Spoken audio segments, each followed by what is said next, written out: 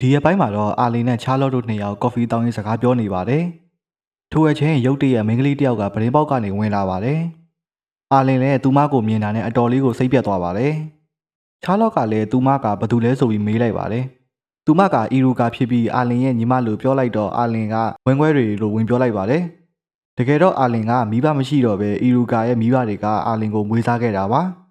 အီရူကာကလည်းချားလော့ကိုဒါကိုကြီးရဲ့ရီးသားလားလို့ပြောတော့နှစ်ယောက်လုံးကအသေးအတန်ညင်းနေပါတယ်။အာလင်လည်းသူမကိုမလိန်တော့ပဲချားလော့ရဲ့ဘဝအမှန်ကိုပြောပြလိုက်ပါတယ်။ထို့နောက်အာလင်ရဲ့ပေါက်ပန်း40အစီအစဉ်ကိုပါတည်သွားပါတယ်။အီရူကာကလည်းမိန်းကလေးချင်းချင်းဆိုတော့တင်ပေးရတာလွယ်တယ်ဆိုပြီးချားလော့ကိုလူနေပါတယ်။အာလင်လည်းသူတင်ပေးမှဆိုပြီးပြန်လူနေပါတယ်။နောက်ဆုံးတော့ဘသူကချားလော့ကိုပေါက်ပန်း40တင်ပေးနိုင်မလဲဆိုပြီးပြန်ပွဲလုပ်လိုက်ပါတယ်။ထို့နောက်မျိုးတဲကိုဝင်လာပြီးအာလင်ကချားလော့ကိုရုပ်ဖြတ်ပေးလိုက်ပါတယ်။ဒါပေမဲ့လည်းအာလင်ကတော့ရွှေဝါရောင်သပင်ကိုပဲကြိုက်တယ်လို့ပြောလိုက်မိတော့နှစ်ယောက်လုံးကပါဇက်အဟောင်းသားတွေဖြစ်ပြီးချားလော့တယောက်ရှက်သွားပါတယ်။ထို့နောက်အဝတ်ဆိုင်တစ်ဆိုင်ကိုဝင်လာရင်ချားလော့ကိုအဝတ်စားဆင်ပေးနေပါတယ်။အာလင်ကတော့ချားလော့ရဲ့အလှမှာလင်မျောနေပေမဲ့သူဝေထားတဲ့ဂါဝင်ကအရန်တုတ်လို့နေဆိုပြီးပြောလိုက်ပါတယ်။နောက်အဝတ်စားတစ်ခုကိုကိုဝေပေးနေရင်အီရိုကတယောက်အထိတ်တလန့်ဖြစ်သွားပါတယ်။ထို့နောက်အာလင်ကိုပါချားလော့ရဲ့နောက်ကျောကိုပြလိုက်ပါတယ်။မြင်လိုက်ရတာကတော့ချားလော့ရဲ့ကြောမှာကြာပွတ်နဲ့ရိုက်ခံထားတဲ့အမာရွတ်တွေကိုပါထို့နောက်အီရူကာကိုလည်းချားလော့ကိုနှိပ်စက်ထားတဲ့တော်ဝင်မျိုးရိုးတစ်ခုလုံးကိုရှင်းပြဖို့ပ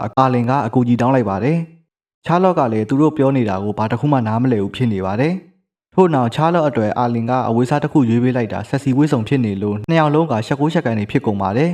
။အပြင်ပြန်ရောက်တော့ချားလော့အတွက်လက်ဆောင်ဝေပေးခြင်းပေမဲ့ချားလော့ကသဘောမကျဘူးဖြစ်နေပါတယ်။ဒီလိုနဲ့အေးအေးဆိုင်ခဏထိုင်နေရင်အာလင်ရှုံးတော့မယ်ဆိုပြီးညီမကလှမ်းဆတော့နှစ်ကောင်သားသွေးပေါင်ထားချိန်ကုန်ပါတယ်။ချားလော့လည်းရန်ဖြစ်တာမကောင်းဘူးဆိုပြီးတရားပြလိုက်တော့နှစ်ကောင်လုံးရန်ပွဲတခန်းရက်သွားပါတယ်။ညနေဆောင်အိမ်ပြန်ကန်ဒီမှာအာလင်ကချားလော့အတွက်ကလေးလေးတစ်ခုလက်ဆောင်ဝေပေးလိုက်ပါတယ်။ချားလော့ကလည်းသဘောကျသွားတော့အာလင်လည်းပျော်သွားပါတယ်။ထိုအချိန်လူမိုက်တွေကချားလော့ကိုမတော်တဆဝင်တိုက်မိသွားလို့အာလင်ကဒေါသထွက်သွားပါတယ်။ဒါပေမဲ့လည်းရန်မဖြစ်ရဘူးဆိုတဲ့ကတိကြောင့်တောင်းပန်လိုက်ပေမဲ့လူမိုက်တွေကချားလော့ကိုဥပဒေမဲ့လုပ်ဖို့အနားကိုကတ်လာပါတယ်။အာလင်လည်းဒီလူမိုက်တွေကိုပညာပေးလိုက်ပြီးနောက်တစ်ယောက်ရဲ့မိမော်နဲ့တုံးထားတဲ့ဓာတ်ကိုပါရေခဲနဲ့ခဲပြပေးလိုက်ပါတယ်။နှစ်ကောင်လုံးမှောက်သွားတော့ဘေးကရက်ကြည့်နေတဲ့လူတွေကပါအားပေးနေပါတယ်။ဒါပေမဲ့လည်းအာလင်ရဲ့နောက်ကျောကိုကြောက်ဘလူးကြီးတစ်ကောင်ရောက်လာပြီးပြဿနာလာရှာပါတယ်။ကျွန်တော်အခုတင်ဆက်ပေးနေတဲ့ enemy လေးတွေကိုလည်းကြိုက်နှင်းတက်လို့အားပေးခြင်းနဲ့ဆိုလို့ရှိရင် like share subscribe လေးနဲ့အပါဝင်အားဖြည့်ကူညီပေးကြပါဦးခင်ဗျာ။ဘေးနားက notification ခေါင်းလောင်းလေးကိုနှိပ်ထားရင်တော့အကောင်းဆုံးပေါ့ဗျာ။အရင်အပိုင်းမှာကြောက်ဘလူးကြီးတစ်ကောင်ကအာလင်ကိုပြဿနာလာရှာနေပါတယ်။အာလင်လည်းသူ့ကိုတီးသွားလို့တွားနှုတ်ဆက်ပေမဲ့ဘလူးကြီးကတော့အာလင်ကိုတိုက်ခိုက်လိုက်ပါတယ်။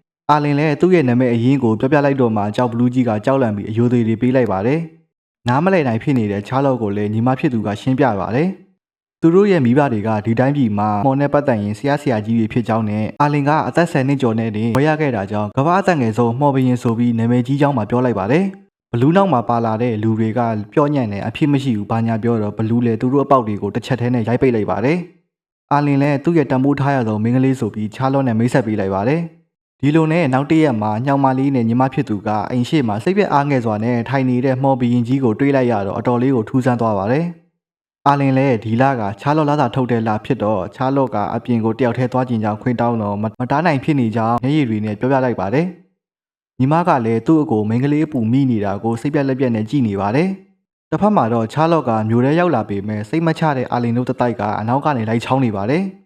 ချားလော့ကမြေပုံထုတ်ကြည့်ပေမဲ့လမ်းတွေမှားကုန်ပြီးလူဆိုးလူမိုက်တွေနေတဲ့ရက်ကွက်ကိုပါရောက်ခံနေပါပြီ။အာလင်လည်းချားလော့အဆင်ပြေပြေသွားနိုင်အောင်သူမထက်အရင်ဥအောင်သွားလိုက်ပြီးရှိသမျှလူမိုက်တွေကိုတောင်းကျမ်းပေးလိုက်ပါတယ်။ချားလော့လာရင်လည်းရင်ရင်ကြေးကြေးပြန်ပြောဖို့ပါမှားသွားပါတယ်။ထို့နောက်ချားလော့မျက်စိလည်းလမ်းမလာတော့လူမိုက်တွေကပျော်ပျော်ရွှင်ရွှင်နဲ့ကြိုဆိုကြပါတယ်။ချားလော့လည်းသူတို့စီမှာဒဏ်ရာတွေတွေ့တော့ဆေးပလင်းလက်ဆောင်ပေးလိုက်ပါတယ်။ထိုအချိန်လူစုလူမိုက်တွေကလည်းဂယုဏမြတ်တာတွေကိုပထမဆုံးခန်းစားမိသွားတော့ဒီလိုအလုပ်ဆက်မလုပ်တော့ဘူးဆုံးဖြတ်လိုက်ပါတယ်။ထို့နောက်ချားလော့သွားမဲ့လမ်းတစ်လျှောက်လုံးအာလင်တို့တွေကအရင်သွားပြီးလူမိုက်တွေကိုသွားတောင်းကျမ်းထားပါတယ်။ညနေဆောင်တော့အာလင်တို့အနားယူနေချိန်ချားလော့နဲ့သူ့မိတ်ဆွေရောက်လာပါတယ်။ချားလော့ရဲ့မိတ်ဆွေကလည်းအာလင်တို့ရှင်းပေးခဲ့တဲ့လူမိုက်တွေကြောင့်တရက်ကွက်လုံးပျော်နေတဲ့အကြောင်းနဲ့အာလင်တို့ကိုလည်းကျေးဇူးတင်ကြောင်းမှပြောလိုက်ပါတယ်။ထို့နောက်ချားလော့ကပထမဆုံးလာစာနဲ့ညောင်မလေးနဲ့အီရူကာအတွက်လက်ဆောင်တွေဝယ်လာပြီးသူတို့ကိုပေးလိုက်ပါတယ်။အာလင်လည်းသူ့အတွက်မပါဘူးလားဆိုပြီးကလေးတယောက်လိုမေးလိုက်ပါတယ်။ချားလော့ကသူကြိုက်တဲ့ပစ္စည်းကဘာမှမသိလို့မဝယ်ခဲ့ကြောင်းပြောတော့အာလင်လည်းစိတ်ကောက်နေပါတယ်